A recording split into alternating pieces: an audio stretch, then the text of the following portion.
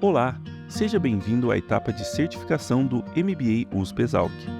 A defesa do seu TCC ocorre através do Linka. Este vídeo vai te auxiliar no passo a passo para esta importante etapa. Fique tranquilo, você pode acessar o Linka através do defesas.linka.la ou pelo link que receberá em seu e-mail. Na tela inicial, clique em Entrar no banner superior. Em seguida, faça seu login, é o mesmo utilizado no sistema acadêmico.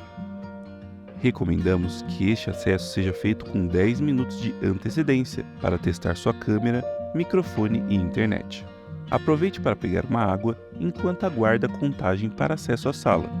Caso tenha feito alterações em sua apresentação, é possível subir uma versão atualizada, mas, se não foram feitas alterações, sua apresentação estará disponível na tela da sala de defesa. Após a contagem, você poderá entrar na sala. Você terá 20 minutos para a sua apresentação.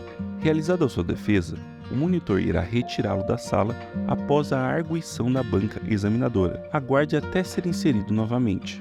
Ao retornar, você verá seu resultado e os comentários da banca. Para prosseguir, clique em Estou ciente da minha nota. Lembrando que aqui é apenas um parecer de que você viu o resultado e não de que concorda com ele.